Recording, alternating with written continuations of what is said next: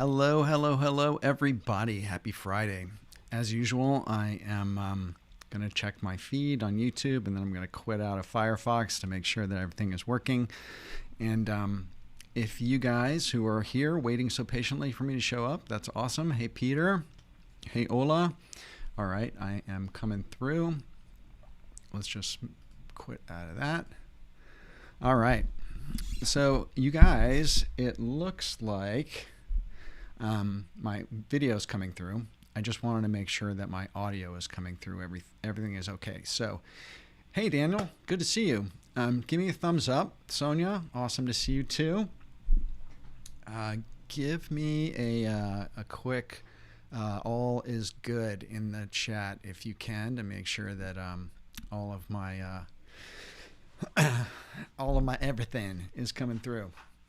Well, so great to see you all, and thank you for showing up on such short notice. I decided just at about 11 o'clock this morning that I wanted to go live, and I thought I would pop on and share some insights with you guys in terms of client work, how to get some more clients, how to get better clients, how to improve and expand the jobs that you're getting with clients, and how to up-level your game a little bit. So that's what we're going to be talking about today. Hey, Nancy, good to see you too. Where's everyone hailing from? I know a couple of you and where you're from, but if the other folks want to pop in and just say who's here, that would be awesome. So just, oops, sorry, banged the microphone. A couple housekeeping things. Number one, if you don't know about my Facebook group, it's a private Facebook group. It's free, but you have to just fill out a quick application to get in. It's at facebook.com/groups Brand Design Masters. It's Brand Design Masters Facebook group, and it is amazing, fun group of creative professionals and entrepreneurs who have gathered together on Facebook and are sharing their wins, their challenges, sharing resources and ideas and feedback with each other to get better at what they do, to improve their design capabilities, improve their business capabilities, to network with each other, to expand their meaningful networks, and to just up-level their game. So if you're not part of the Facebook group, facebook.com/groups Brand Design Masters, as you can see on the screen, head on over there and fill out the very quick application form. You have to share your email address to get in. If you don't share your email address, you don't get in. A lot of people still think they can get by without doing that. But that's the deal. So head over there and check that out.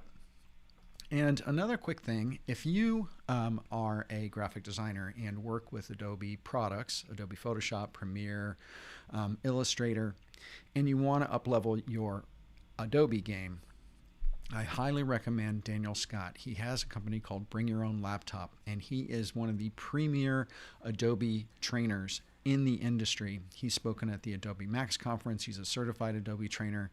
He's also a super fun and nice guy, and he's a really great teacher. He's got a great vibe to him. I'm an affiliate of Daniel's. We have a relationship with each other. He's appeared on my videos before, my trend videos. And Daniel, if you use my affiliate link, byol.me/Philip, as you see on the screen, I get a little bit of an affiliate commission. You don't pay anything more, and you don't sadly get a discount, but his subscription rates are insanely low. It's like $12 or $15 a month for access to his entire video library. It is so crazy worth it. You are insane not to subscribe to that. byol.me/Philip, and check out Daniel Scott's Adobe training courses. And one last little promo thing is I use a plugin. It's a YouTube plugin called TubeBuddy. And if you go to tubebuddy.com/Philip VanDusen, that again is another affiliate link. And TubeBuddy has enabled me to grow my channel faster ever than I would have been able to do it on my own. It has a crazy amount of functionality, everything from comments, canned comments that you can write and kind of easily give back to people. There's all sorts of analytics and insights about your channel and other people's channels that are completely invisible to you unless you have this plugin. And you get all sorts of free stuff with it too. You get this gigantic, like 500,000 song library of stock music that you can use. all sorts of templates and stuff that go along with TubeBuddy. It is the premier plugin for YouTube. And the one thing that it does that makes things the easiest is cards. Those things that pop up in the corner of your screen when you're going through a video, and you can click a link and get a lead magnet or go to someone's website. Those are called cards. And there's also a thing called annotations. Those things are very laborious to add to a YouTube video. They take a lot of time. And if you have to do it to every one you post, it takes forever. And the cool thing about TubeBuddy is that it gives you templates to do that. So you can create a template and you can apply it to every single video. You will save yourself hours of time every month by using this functionality. So check out TubeBuddy. And Mr. Miro, welcome. Jason, Michael, Nareesh, Voice, so good to Exploding Haggis, dude, you're here. Julie, Nancy, so great to see you guys from Poland, from Baton Rouge, Louisiana, Dallas, Texas. Awesome. West Village, USA, representing the East Coast. Steamy Chicago, yes. It's kind of hot and steamy here right now, to tell you the truth, too. Here on the East Coast in wonderful and fragrant New Jersey. Minneapolis is in the house. That's so cool. Good to see you, Julie. And so, what do you say we just pop into it a little bit? I want to tell you a little bit about how to get more clients and how to expand the work that you're currently doing with your clients. So, got to do a little clicking around here real quick. There we go. How to get more clients and sell more work. Alrighty, you guys ready for this? Another thing I wanted to mention is that if you have a question while I'm going along, I'll move this around. If you have a question while I'm going along, please type the word question in all caps and put that in chat, because then when I'm done with the presentation, I can scroll back, and if there's any questions that you had that get moved up in the chat, I'll be able to find them really easily and go back and respond to them. So if you have a question, please type question in all caps.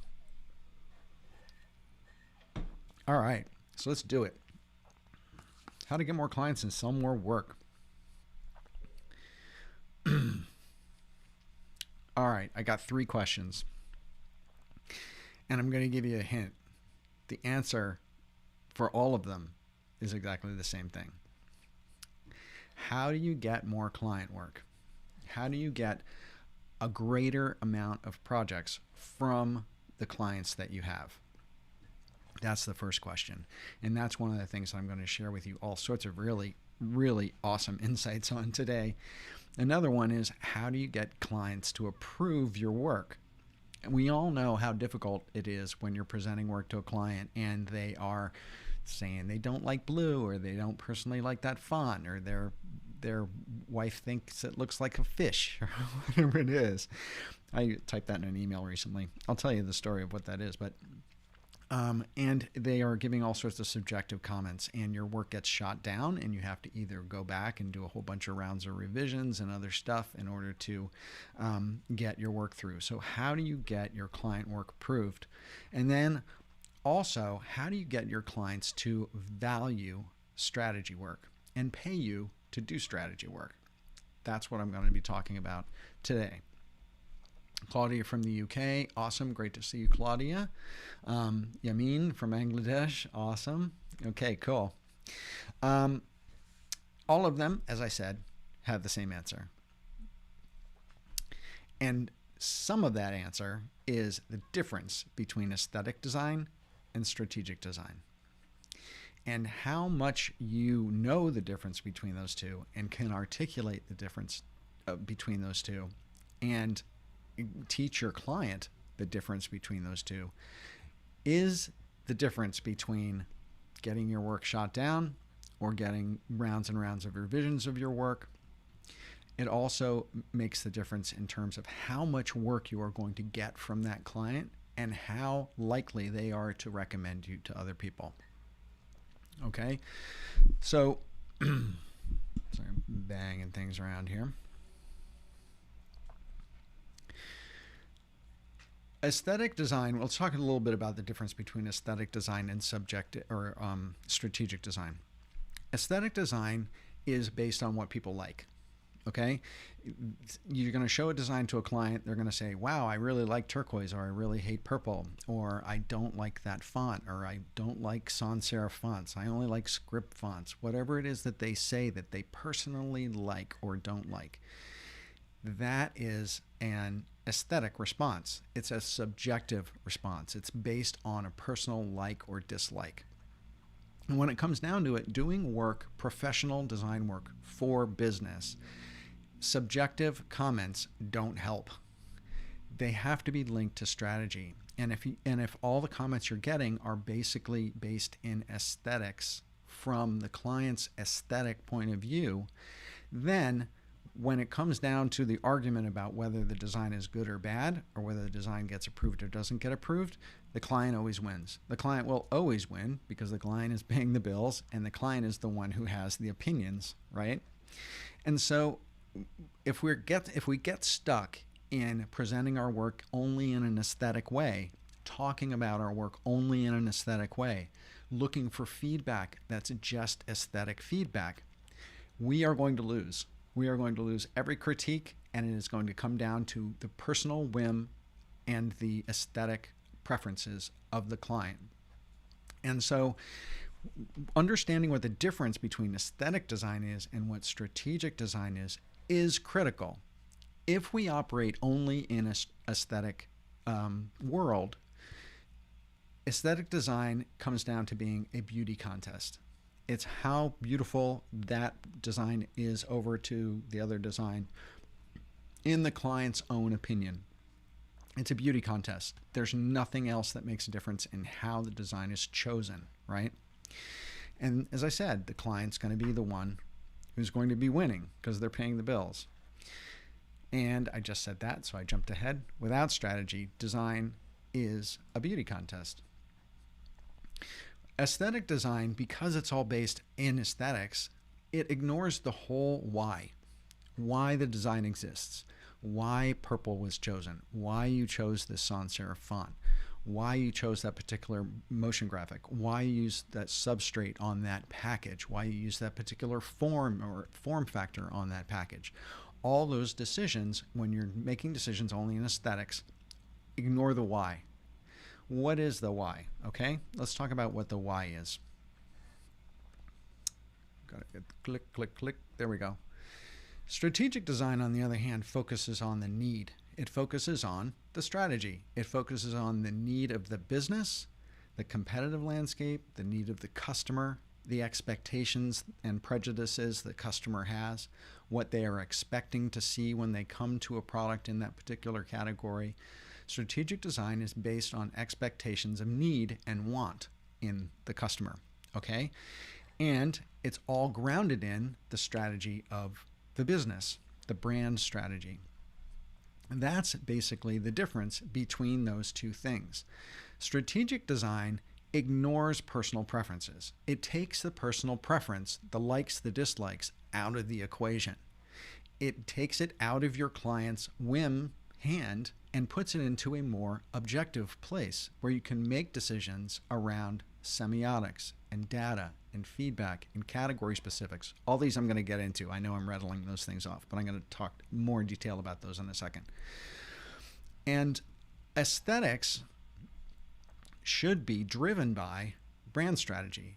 Aesthetics, the decisions about color, about font, about layout, about everything, about package, about substrate, all of that stuff needs to be driven by the brand strategy and the business strategy and the customer's wants and needs.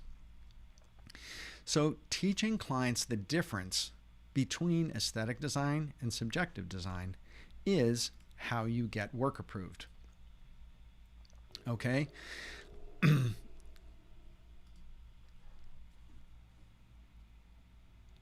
I'm thinking here for a second. When you lock in your presentation of the work, how you are verbalizing what the work is doing, why you are presenting the creative that you're presenting, why you made the choices that you made in developing that work, why you chose that imagery, why you chose that font, that color, that layout style. if you ground everything of how you're presenting and talking about the work in strategic terms, it brings it into the objective decision-making category and takes it out of the subjective category, which is the client's whims and wants and needs and likes and dislikes.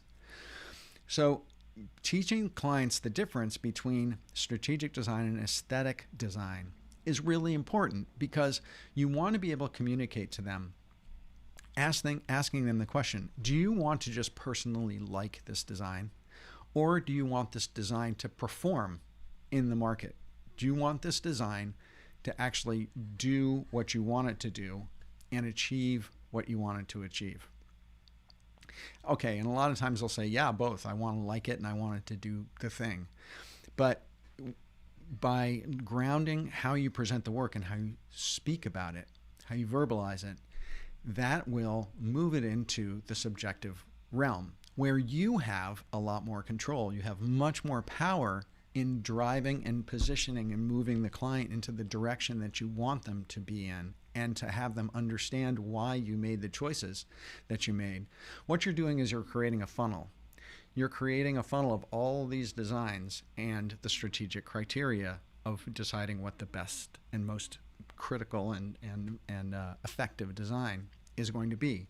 And by describing the criteria of the strategy, it is going to narrow down all of the design choices to the one that comes out the bottom. And that one that comes out the bottom is going to be the one that you want them to pick, not the one that they happen to personally like aesthetically.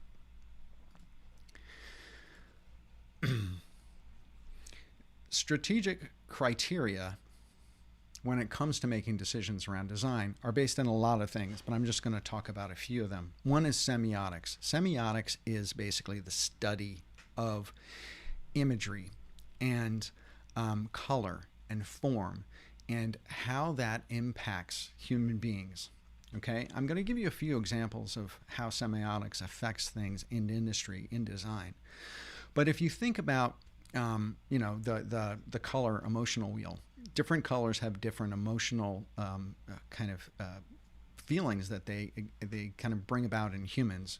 It's been studied scientifically forever, right? There are certain colors of pink that are very soothing and make you very calm. There are certain colors of pink that make you very irritated. There's kind of colors of green that can move you. There are colors of red that can make you feel very intense or very angry. And so color has a psychology to it. Fonts and font personalities also have psychology to them. And what those things, when they're all combined with each other, is called semiotics. And semiotics is the language, the visual language, and how it affects what humans think of it. Okay? You also want to think about it in terms of customer needs. So when you're thinking about the end customer, is that customer a truck driver? Is that customer a soccer mom? Is that customer someone who's looking to work out and lose weight? That every customer has a need, and that need has to be addressed, and has to be the fact that your design is communicating something to them, some sort of solution to that need.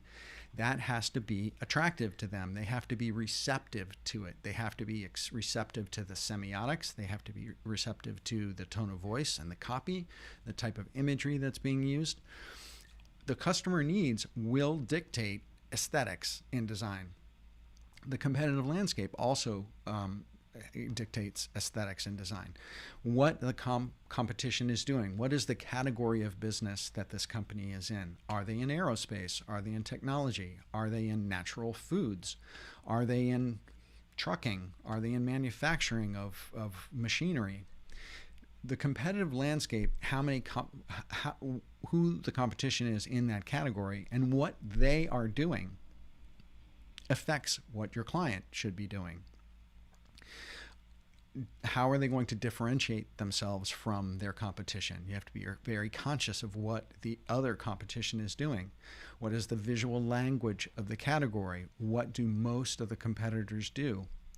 How much of that do you want to adopt and fit in so you feel like you're that part of that category? How much do you want to do that's completely different? How do you want to differentiate yourself? How do you want to stand out from that competition?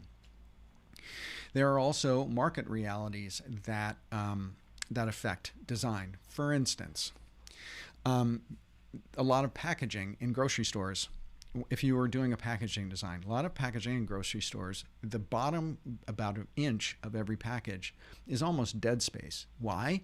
Because there is a lip on every single shelf that covers that up. So if your package is at the end of the shelf, and some of those lips are very, very large, in the case of like chips bags and things like that, the lip has to be big so the chip bag doesn't fall off the shelf. There are market realities and display realities and packaging and shipping realities. In the digital space, there are realities in terms of, aspect ratio. Is it long and narrow? Is it tall and square? Does it have to be a slideshow? What's the frame rate? Is it going to be seen on mobile, so it's going to be this big? Is it going to be seen on desktop? Is it going to be displayed, on Times Square on some gigantic thing? What's the resolution? All of those sorts of things have to be taken into consideration when you're doing the design, and those things affect aesthetic decisions, right? And not finally, there's a million of these things, but brand positioning. What is the brand's strategy? What is its position in the marketplace? Who, as a customer, is it addressing? What problem are they solving? What's their product or service they're bringing to market? Why are they better than their competitors? And why are they different than their competitors? Establishing those kind of brand strategy tenets. Those things all affect aesthetic decisions. And as you're describing your work, and as you are developing and designing your work, you should be thinking in these terms, because that is how you are going to present it, and that's how you're going to argue for it. Because in arguing through subjective terms of semiotics, market realities, customer needs, brand positioning, and speaking about your work in that sort of way, and taking it out of the realm of aesthetic, subjective, personal likes and dislikes, you are taking control of the presentation process. You are taking control of the presentation of the work, and you are driving your clients to the decision that you want them to make. Okay? Very, very important. You guys tracking with me? I've been talking a long time. I want to give me a thumbs up or a yay or something in the chat. Make sure you're tracking with me. Brand strategy and speaking about design in this business vernacular, and with using this business strategic vocabulary, the kind of vocabulary that I've been using in this presentation to you. Speaking about your work in that kind of way demonstrates your expertise. It demonstrates that you are more than just a designer. You are more than just a mouse pusher. You are more than just a color picker or an imagery curator. You are a thinking business partner. And say, good, everyone. Julie, yay. Min, Curious Habit, Michael, thank you. Mario, cool. James, awesome. Thank you so much, guys. I want to make sure you're tracking with me. This is how you demonstrate your expertise. This is how you take control of the conversation.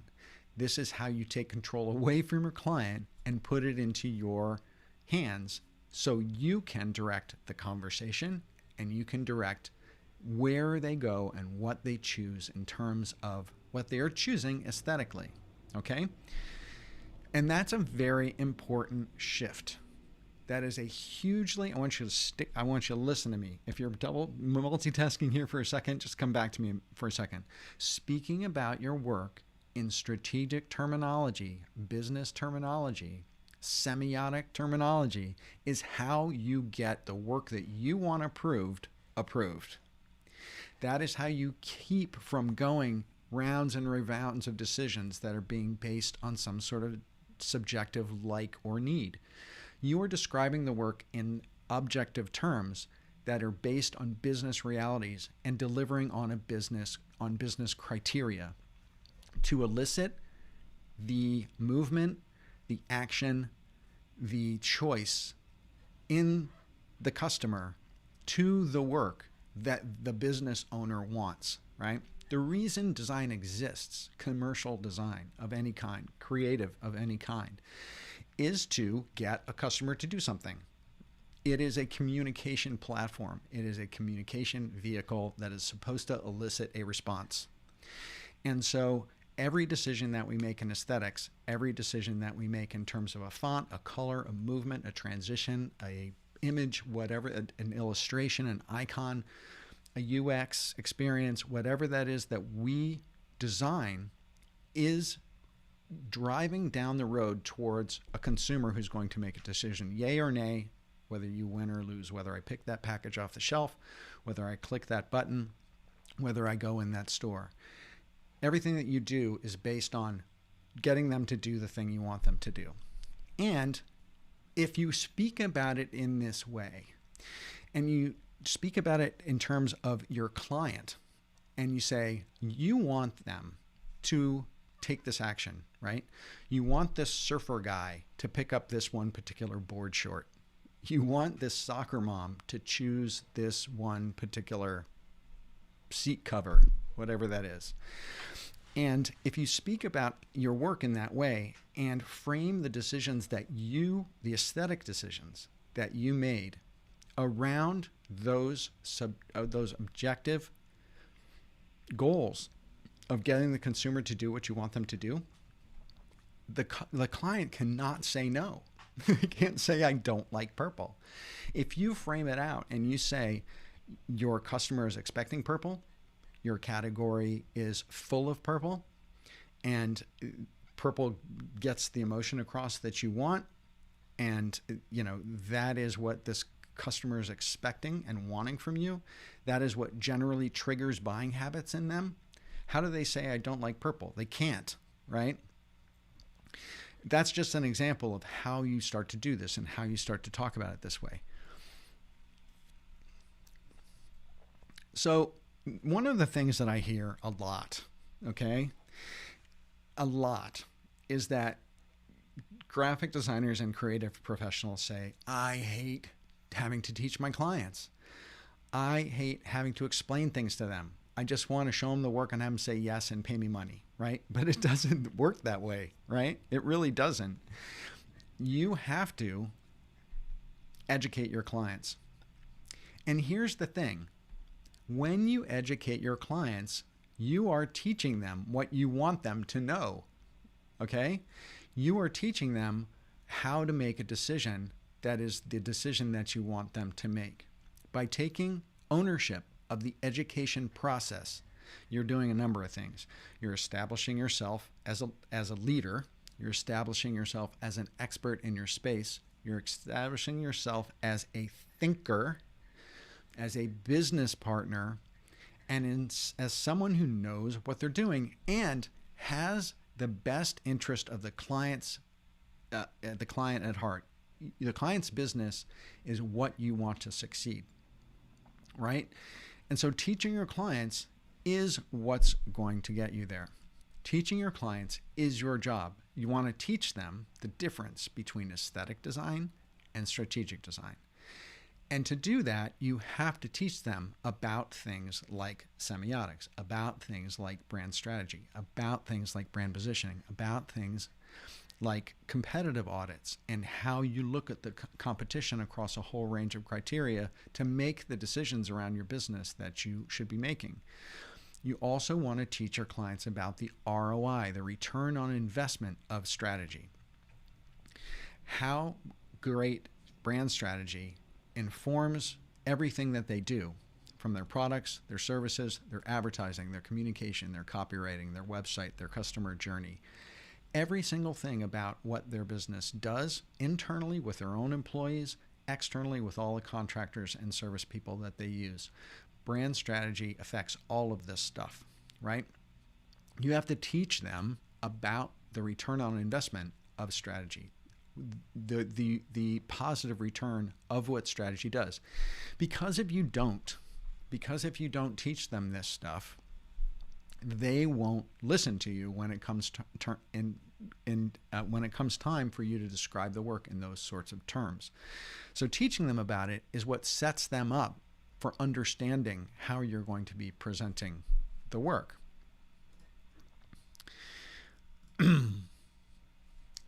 And you also want to teach them how strategy is created.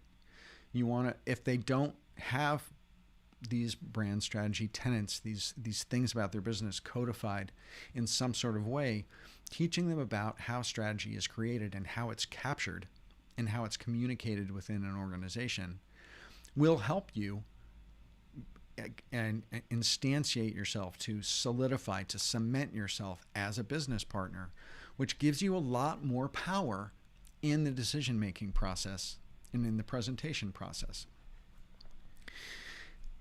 This is the part about more work. When you elevate your conversation to speaking in a more strategic way and presenting your creative work in a more strategic way. See, that's the thing. You're coming in the door as a designer. You're coming in the door as a creative.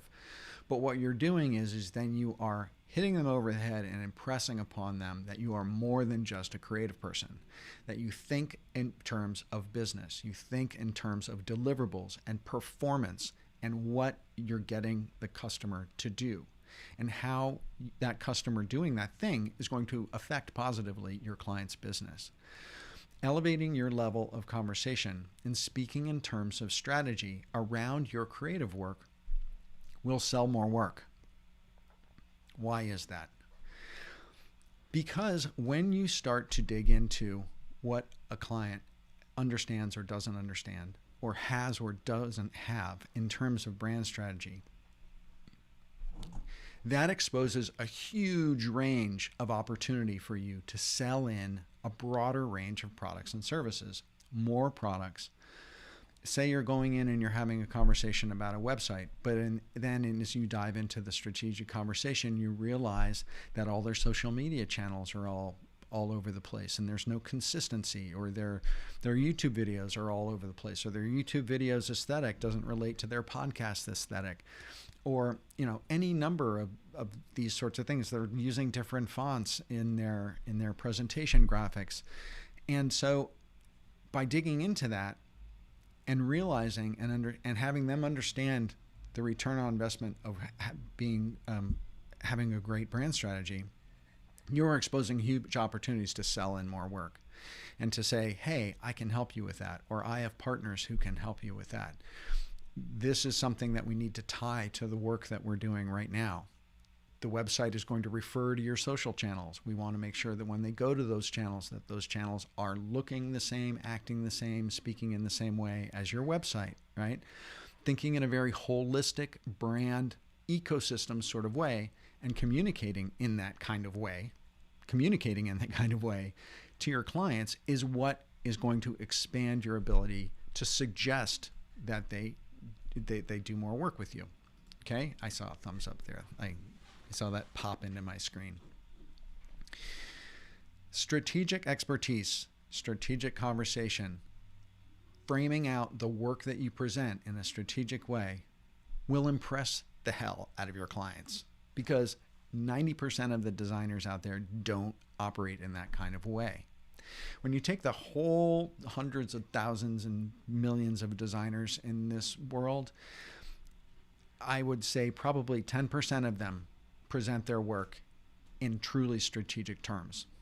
And they don't argue for their work or describe their work and the reason why they did the things they did in their work in that sort of way. And in that, they are handcuffing themselves to their clients' subjective likes and wants around aesthetics.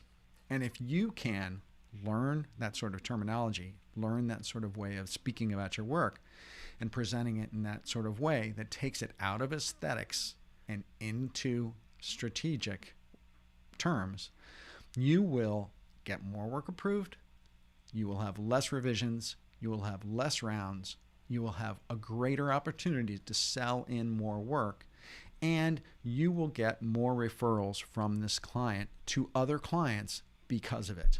Okay? I guarantee you that. So what should you do now? I told you all the stuff that you should really be doing and the knowledge that you should have and the actions you should be taking. And some of you may be saying, hey, yeah, that's great, except I don't have that kind of background. I don't have that kind of core knowledge of how to communicate or talk about brand strategy. Well, I have really great news for you. It's time to level up your game. If anything is a buzzword in the creative industry right now, it's brand strategy. Everyone is talking about strategy.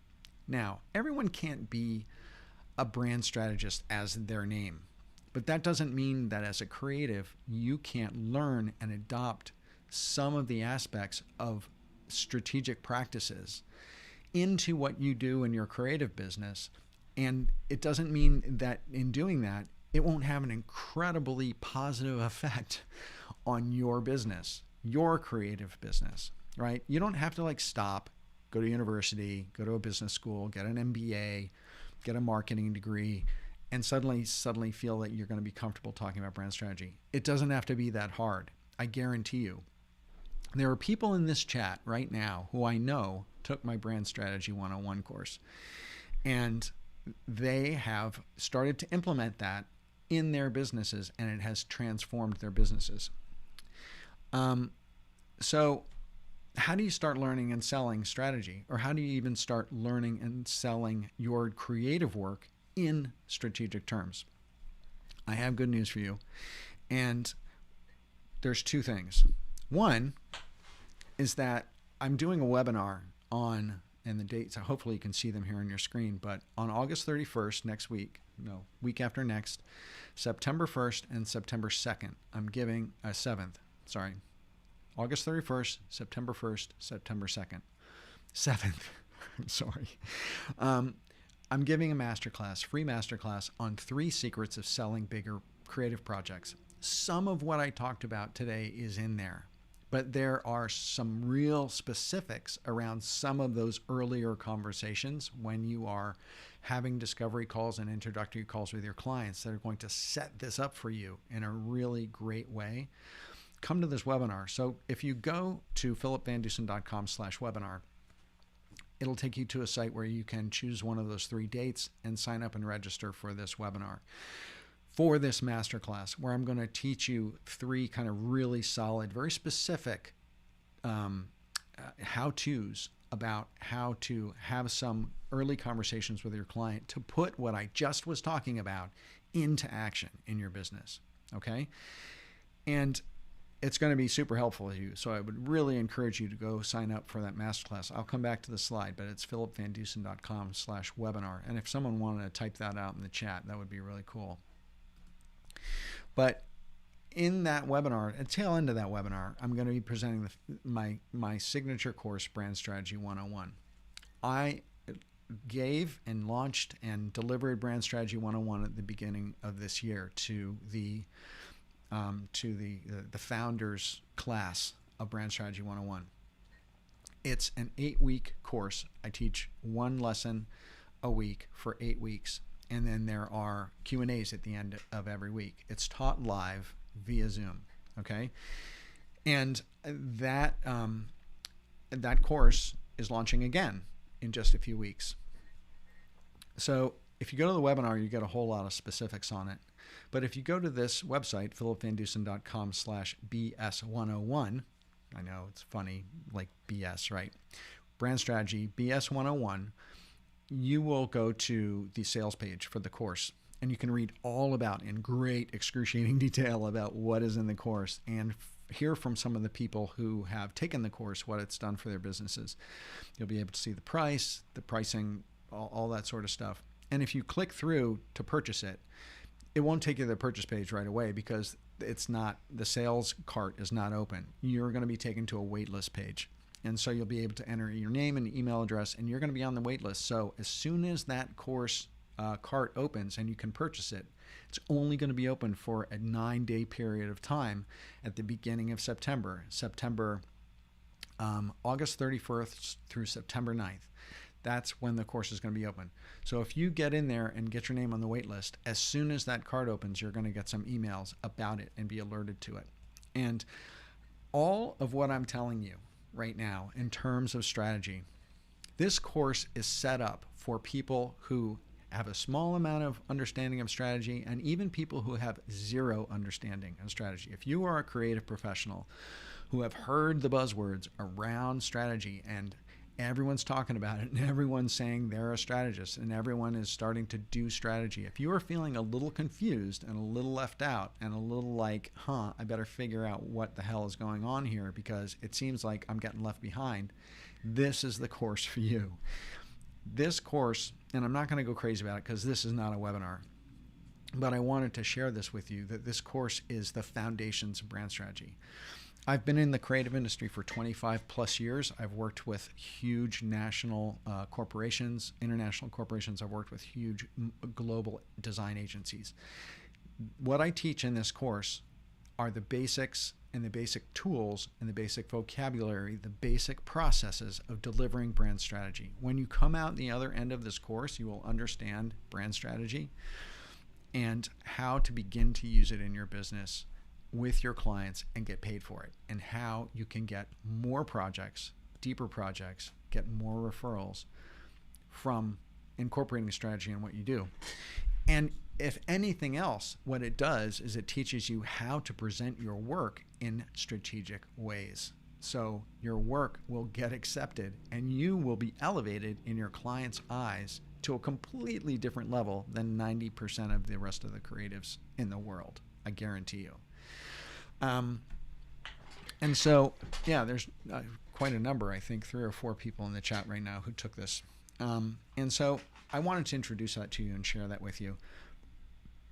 If you go to philipvandusen.com/BS101, you can read all about the course. And if you click through to purchase it, you won't be able to purchase it. You'll get on a waiting list. But then in just a week or so, when the course enrollment opens, you'll get an email and you'll be able to join. It's an amazing course. The feedback I got it from the first time I delivered it at the beginning of the year was outstanding. People loved it. And then I had about 6 people from that course join my private mastermind group, the Brand Design Masters Guild. In the last guild, which was only 9 people in the guild, 6 of them had taken Brand Strategy 101.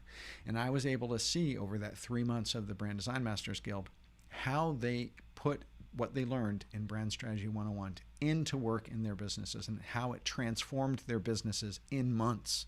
Okay? Pretty amazing stuff, really, and so exciting for me because I put my heart and soul into building this course and to taking these huge, complex strategic branding processes that I've been working with and delivering to clients like P&G and Johnson & Johnson and Merck and The Gap and Safeway and Honda and National Geographic for years and years and years, and taking those processes and distilling them down to a level that you can understand and you can use. And I have specific tools that I give you that you can use with your clients in this course. Okay? So if you're curious about brand strategy, I'm not going to go on any more about it. If you're curious about brand strategy and what it can do for your business, go read about it. Just go read about it on this page, Brand Strategy BS 101. Okay? Check it out. And if you want some totally free super value stuff, go sign up for my webinar. Again, there's 3 dates, August 31st, September 1st, and September 7th. Got it right this time.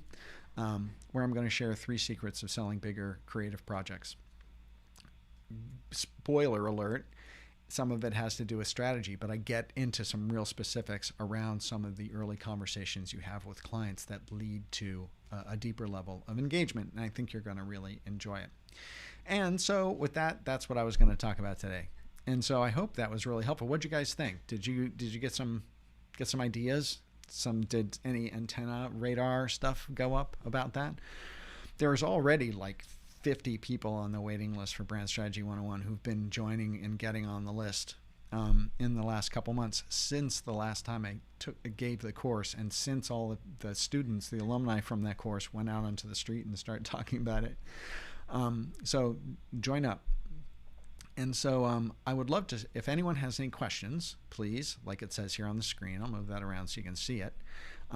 Type question in all caps before your question, and I'd be happy to answer some questions. If anyone has any, and not, that's fine. I'll let you all go and you can enjoy your Friday afternoon. I'm really excited that you came and joined me today on this very last minute little presentation that I did. I hope you got some value out of it. And so I'm just scrolling back. think I saw one question at least come in while I was going through this stuff, and now I just have to kind of scroll to see if I can find it. Okay. All right. Min asks, what would you do if a brand identity that you designed got executed poorly by the client? Well, that's a really good question. And if you say got executed poorly, if they messed it up, if they did something wrong, it means chances are you didn't give them all the information that they needed in order to execute it correctly. Or internally, someone messed with it. And that's why people develop brand guidelines documents. It's so they are idiot proof about what you should and should not do with a brand identity. And it gives you all the do's and don'ts, and it illustrates them for you. So the client, if they pay attention to the directions, cannot hurt themselves, cannot hurt their brand, right? And if it got executed poorly, either, it was a bad printing job or a bad substrate, or they kind of like they messed up the blend, or something like that, or they put it on a, terrible colorway or a bad background. What you can do is you can contact them and suggest that they, might want to check out the brand guidelines document that you presented, because there are things that you've been seeing going on with their identity which are not going to benefit them. That's how you go about it, is you communicate to them in the fact that you really want the work that you did together to be successful and have the positive effect on your business that it should and that it will. But if it's not executed correctly, it could be detrimental to their brand. Don't get into it in terms of like, oh, you messed up my design and it looks like crap. Don't get into the aesthetics. Speak about it in terms of how the work, when executed correctly, is going to impact their business in a positive way. And if it is not executed correctly, that it is going to affect their business in a negative way. It's either not going to be consistent, their products, the perceived value of their product or even their website or their social media posts, the perceived value is going to be reduced. People are going to see them as less than what that they really are, right? They're great. Their products and services are great. But if they're putting themselves out there in a way that is not looking so great, or that is not communicating the premium proposition that their products and services deserve, you feel as a branding partner that you need to have a come to Jesus conversation with them around what you think should be improved. So that's my suggestion. Min, if you're still here, I'd love to know whether if that answered your question. All right. Mr. Miro says, if you can position yourself as a problem solver, you will go beyond the visual standpoint and you will end up making more money and you will be happier. Miro, you drank the Kool-Aid. Good for you. That is absolutely so true. Because when you elevate yourself to being a higher level business partner with your clients, they know you are in it with them. And they want you with them every step of the way. There's a term that we use in the agency business that's called a brand guardian. When you establish a relationship with a big company as a big agency and you become an agency of record or an AOR, you become the brand guardian. You do so much of their branding, identity, creative work, executional work, that you end up knowing more about their brand than they do. You also become the repository for all of the information about the brand. You become a brand guardian. And what that does is it cements you, it shackles you, it links arm in arm, you and your client, so you continue to get all of the work because you're the person, you're the company, you're the agency who knows everything about the brand. And they don't know anything about your brand. You've been doing it for years. That is the kind of relationship that you want to get into. And that is why you elevate yourself to this level that I'm talking about. And Min, to go back to your question, that's also another way that you can go about the execution if they're not executing your work well. You can say, look, this is an opportunity. You take it on. You say, this, it wasn't executed so well. Maybe we take it out of your marketing department's hands and I could do it for you, or I could act as your external marketing partner. Suddenly you have much more work. You're not just doing the brand identity work. You're doing the execution work, the social work, the advertising work, whatever that is. You can use that as an opportunity to say, hey, let me take this on so I can make sure that it's executing and putting you in the position that you really want to be put in the market. Great comment, Mr. Miro. I really appreciate that. All right. Daniel said, Sonia took it too. Sonia Pastor and Daniel both took Brand Strategy 1. Gained so much out of the course. Yes, we did. Julie, signing up. Awesome. Good. Get on that waiting list. It's an amazing course. It really is. Webinar link redirects the Brand Strategy 101 page. It shouldn't. Oh, man. I fixed that today. The webinar page does? Oh, okay. Well, I tell you what. If you're not on my mailing list, get on my mailing list because I'll be sending out a series of emails starting next week about it. Let me just do this really quickly. I'm sorry. I'm going to do this while I'm on with you guys.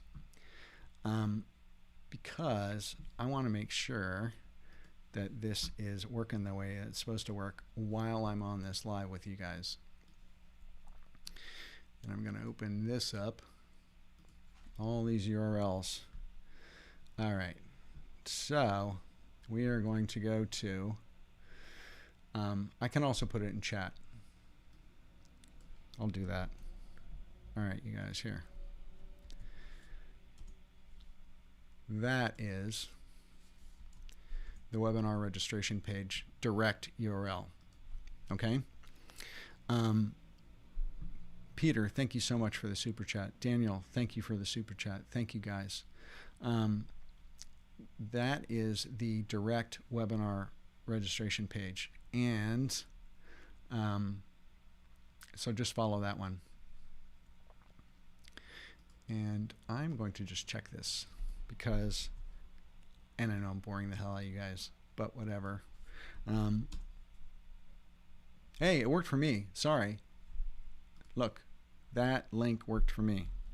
This link, either that or I'm not.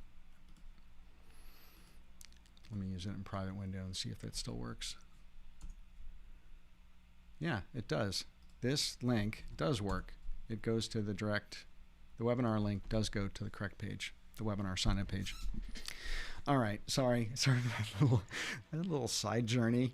But that sort of thing freaks me out. All this tech stuff kind of freaks me out when, you know, I have a bunch of redirecting links and some of which I changed today. And I was like, oh, don't tell me that one of my tech changes didn't happen. Only the first 2 dates show up. Sonia, yes, they do. Very good point. Here, I'm going to actually put that up there. Sonia said only the first 2 dates show up. Yes, only the first 2 dates show up. So after the 31st, then the other 2 dates will show up. So I want everyone to come to the first 2 if they possibly can. There is a third, but the third won't show up until later. So you only have an opportunity to choose one of those 2 dates right now.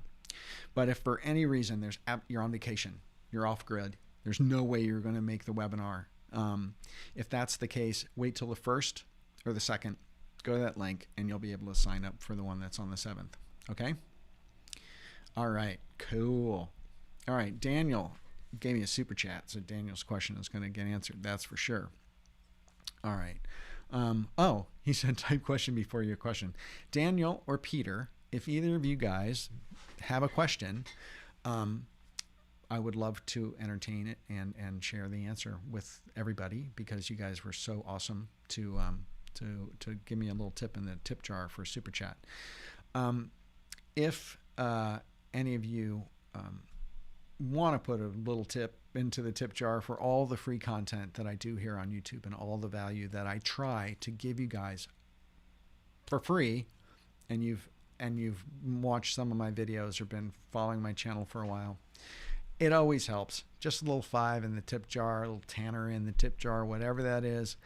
it can be awesome because it just gives me that little pump of, I'll go out and get myself a Starbucks coffee, right? And keep the engine flowing, keep the creativity going. Or as Peter says, Red Bull keeps my lips moving. All right, you guys. Sonia will be on vacation all that week. All right, here's the other thing, Sonia. If you really want to see the replay, I know that you have my email, so just shoot me an email and I'll get you the replay link if for any reason you can't go. Oh, here's the thing. Register for one of them. Sonia, register for one of them.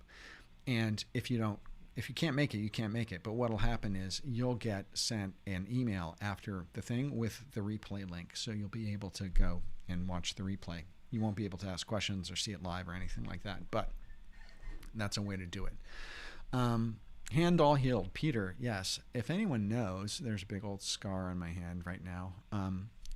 I had a pretty hairy accident and cut my finger pretty badly about 8 weeks ago now. And so it is healing, and I'm under heavy OT, occupational therapy for it. But thank you, Peter, for asking. Appreciate that. Michael Johnson, thank you so much for the super chat, man.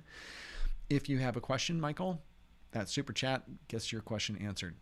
All right. So, Manjurul Islam, you asked your question in all caps, but I get it. Okay.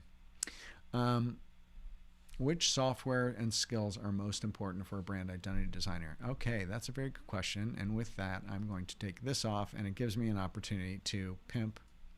Hold on, I gotta turn this off. Oops, that's what I meant to take off. Manjurul, bring your own laptop, byol.me/Philip. Daniel Scott is a certified Adobe instructor. If you have to learn software for graphic design, there are two, Adobe Photoshop and Adobe Illustrator. You can get literally everything that you need to get done in design between those programs, maybe InDesign. I'm a brand identity designer. I have an agency. I never, ever use InDesign. I do everything in Illustrator because I don't have to create 100-page documents or print magazines or anything like that. Some people like InDesign. I don't particularly like it. I do things in Illustrator. So Adobe Photoshop, Adobe Illustrator, learn those two programs. And for $15 a month, I think it is, if you subscribe, Daniel Scott's page, $15 a month, you can learn everything you need to know about Adobe Illustrator and Photoshop. And those are the two programs.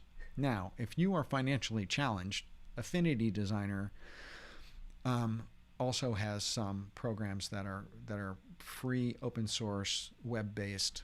But when it comes down to it, industry standard programs are Adobe Photoshop and Illustrator. Hope that helps. All right. Okay. Nancy asks question. Nancy says, would the brand strategy 101 work for a website developer rather than a focused graphic designer and a brand strategist? Absolutely. Yes. Being able to speak about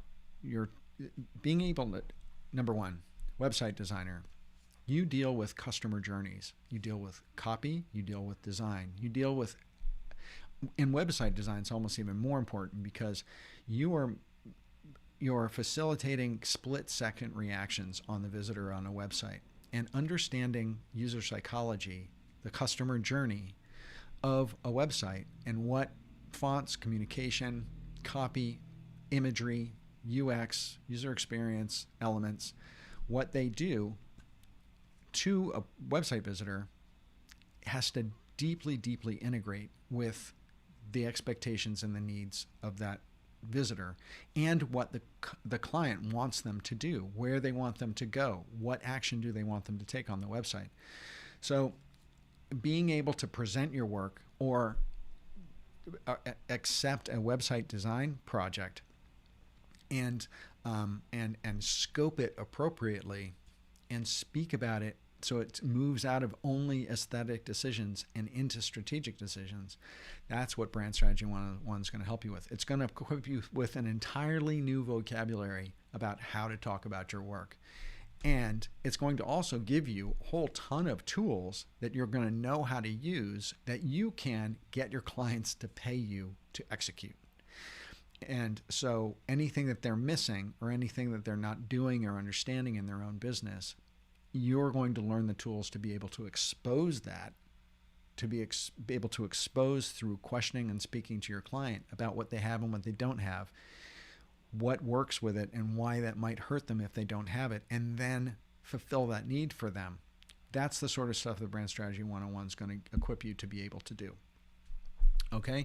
So yes, strategic tools, strategic conversations, being able to speak in a business-driven way. And then in this thing, in this course, there's also a whole creative side of it. So a whole kind of translating all the strategic tools into visuals, into brand personality boards, into customer avatars, into creative anchors or mood boards, mood landscapes, how to create color mood boards, how to drive creative off of all of the strategy work, how to take a strategy and turn it into visual aesthetics. Okay? I'm going to turn this back on, and I'm going to turn this off. There we go. So check that out. All right, Michael. I'm going to bring Michael's up here because Michael gave me a super chat. Michael asks, also any tips to make your LinkedIn profile stand out to potential employers? Michael, you are not a plant in this audience, but you couldn't have been a better plant because Brand Strategy 101 is my very first course. My next course, after I deliver Brand Strategy 101 live this time, it's probably going to go to on-demand video or to a shorter type of course. But my next course is going to be on LinkedIn for creative people. It's going to be how creative people can leverage and expand and use LinkedIn in the powerful way that it now allows people to use it. And there's a whole lot of tricks and kind of backdoor ways of executing things that LinkedIn doesn't want you to be able to do, but there are little hacks that you can do to get your creative work displayed on LinkedIn in ways that are really crafty. And it's not actually set up to be that way, but there's functionality within LinkedIn that enables you to do it. So number one, I would say how to get your profile to stand out. Okay, this is the easiest one. You have a banner, right? You have a profile picture and then you have a banner at the top. You have to look at this banner like a billboard. You can change that banner every day if you want to, right? Use that banner to communicate your design work. Put some of your design work up there. If you have, and put some copy, put a banner headline, use it like a billboard for your business going down that you see from your car going down the highway. Change it out every week. Put a new message, a new graphic. If someone's coming back to your profile, shock them with the fact that the whole banner is new. It's all different. If you have a lead magnet that you're pushing, if you have a course you're pushing, if you have a new design that you designed for a new client, a new brand identity, if you have anything that you want to promote or create some newness around your profile, use that banner behind your name, like behind your avatar profile, like a billboard. Okay? It's a lot of visual real estate. And so many creatives, either they put some generic stock photo back there or something like that. You can use that like a billboard, okay? The other thing I would say is you have a whole lot of characters in your descriptor. Under your name, it says what you do. And you don't want to just say graphic designer because you have something like, I don't know how many characters I'm going to have because it's just changed, but it's like 200 or 300 characters where you can say graphic designer, strategist, expert in UX, UI. You can say, I help small businesses improve their websites. I create the most eye-catching motion graphics you have ever seen. There's all sorts of copy real estate that you have there. Look at that job description right under your name, as another little billboard, as a place to put searchable keywords, because LinkedIn has algorithms, just like YouTube has algorithms, just like Facebook has algorithms, is that you are indexed as a profile, as a provider in search by what you put there. So think about what you are, graphic designer or motion designer, whatever that is, website designer. But then think about all those characters after that you have available. Number one, use them all. Number two, look at it as kind of massive keywords that you want. If you want to have some aspect of what you do linked to your name, put it there. You can also differentiate yourself from others by using that area as something really striking. So, be creative with some copywriting on it. Say, is your website dead on arrival? I make it not so, or I'll bring it back to life. I'm not writing copy on the fly here, but essentially that's what I mean. Hit them over the head with it. So those are 2 ideas, and those are only 2 ideas of a whole bunch of stuff that I'm going to go out in LinkedIn. And I didn't even get down below your avatar profile and your descriptor, and I already gave you 2 like massive things that you can do. Okay. 250. Yeah, Daniel says 250. There's 250 characters in your name, your profile, job description. So right after your name, there's large copy. It's like 250 characters. And this hack used to work. I'm not sure if this hack still works, because it did up until a month ago, but they might have changed it. If you change your profile on LinkedIn, but you do it on mobile, not on desktop, like if you're editing your profile on mobile, you get more characters in mobile than you did on desktop. So check that out. It might still be this. It might now be the same, but it used to be different. You used to get like 300, and it was like 175 online and then 300. So, but maybe they evened them out. Sorry, I'm not totally up to date on those exact numbers this very second. All right. Manager said, question. I see some job posts in LinkedIn where a company needs a brand identity designer who has skills in Illustrator, Photoshop, InDesign, After Effects. Is it actually possible for anyone? One of the dirty little secrets of job descriptions is that they are written by the HR department 90% of the time, the human resources department, not the hiring manager. And a lot of times they end up cutting and pasting job descriptions from other job descriptions. And that's why you see UX, UI showing up in literally every job description for an administrative assistant these days, because it's a hot term. Everyone feels like they need to have it, and they don't even know what it is. So if when you are looking at job descriptions on LinkedIn, look at them and take them with a grain of salt, because they will ask for the moon. They will ask for someone who has CEO level range of experience, or executive creative director range of experience in terms of all the applications they know and the sort of businesses they've worked on and experience that's required. And 90% of the time, they don't need all that stuff. What they want is 50% of it, but someone who's strong in 50% of it. They will it becomes a laundry list. It's like the kitchen sink descriptors on job descriptions. So don't freak yourself out if there's 3 or 4 things that you don't have there. Don't worry about it. Apply for it, okay? Here's the other secret, is that no matter what you do, well, I'm not going to say it that way. The online job description application system is broken, completely, utterly broken. Applying for jobs online with your resume and a cover letter is like throwing them into a black hole. It will never get you anywhere. I speak to people all the time who I coach who say, I've applied for 100 jobs online and I haven't gotten a single response, not an email. And it breaks my heart. It completely, utterly breaks my heart, because the only real way to get your resume, portfolio, cover letter onto the desk of the hiring manager is to do it through someone who works there. So you want to network. You want to use LinkedIn to find people who work there, message them directly, and see if you can get a back door, develop a relationship with someone so you can get your resume onto the desk of the hiring manager through LinkedIn, through some sort of way other than hitting submit on Indeed or something like that. Okay. Is it possible for everyone to know all those programs? Yes, it is. But if you don't, it's not the end of your career. I guarantee you. Okay.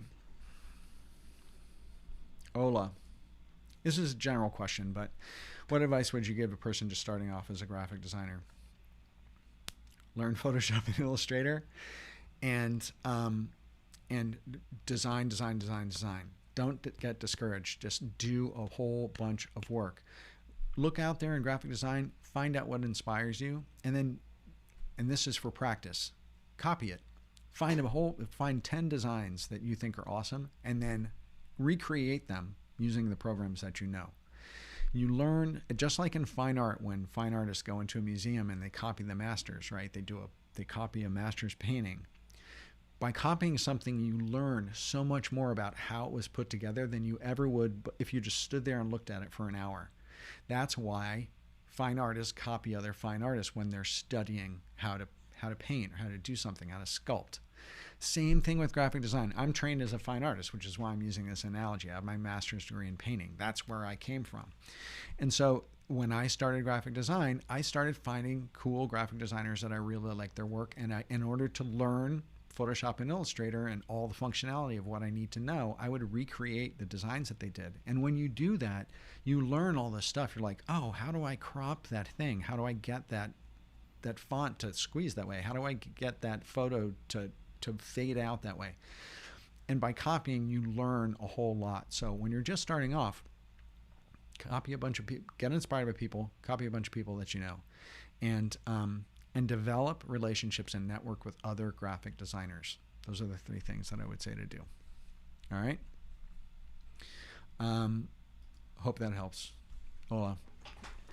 I keep lifting my chair up. This is just a funny aside. The little hydraulic thing in my office chair is starting to die. So it starts to go down like a millimeter, every second until I'm like 3 inches lower 40 minutes later. And I'm like, why am I so short? I've got to get it replaced. Anyway, hey, you guys, I think I'm coming up. I got to be coming up on an hour, right? I'm over an hour. Damn, I try to always get out of here in an hour. This has been awesome. If anyone has any other questions, I'm going to put this up here one last time. Oh, sorry. Oop, I messed up.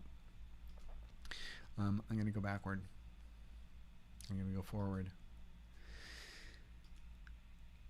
All right. If you are interested in brand strategy and want to know what it's all about, go check out Brand Strategy 101, philipvandusen.com/BS101. Read all about the course and click one of the buy buttons and you can get on the waiting list. It's going to launch in just about a week and a half, and sales cycle is going to open up. Enrollment is going to open up. So if you're interested, go to philipvandusen.com/BS101. Check it out. You guys, as usual, have been awesome. Thank you so much for making the time to be here on a Friday with me. I had so much fun. You asked a ton of great questions. I really appreciate it. And heads up, I'm going live 3 times next week on 3 entirely different things. So I've developed 3 other live presentations like this one, with maybe not as much of a back end for next week. So I'm going to be going live on YouTube on Tuesday and on Friday, and I'm going to be going live on the Facebook group, the Brand Design Masters Facebook group, on Wednesday. So if you want to see Wednesday's presentation, you're going to have to be a member of the Brand Design Masters Facebook group. So head over there. I'll put that up here one last time. Oops. To the Brand Design Masters Facebook group, because I'm going to go live over there on Wednesday. So YouTube Tuesday, Facebook Wednesday, YouTube Friday. If you're on my mailing list, head over to my website, join my mailing list, and you will get alerted because there'll be emails going out next week to kind of announce those and what those lives are going to be about. And they're going to be very cool, I guarantee you. So we'll turn that off. And you guys are great. Hashem, it's great to see you, Hashem. Hashem's an amazing dude. And Peter, Nancy, Miss Moreau, Daniel, the Ape Show, great comment. Spirit Walker, Ola, Jason, Nancy, Victor. It's so great to see you guys. Thank you so much for joining me here on my channel, and I will see you hopefully here, right here, B Square, next week on Tuesday. So you guys have a great weekend. Continue to be safe. Take care of yourself. Self-care is what it's all about right now. We're all running on empty with this COVID thing, right? So sending my love and care and appreciation out to you all, and I hope you have a great weekend, and I will see you around next week. Okay? Take care.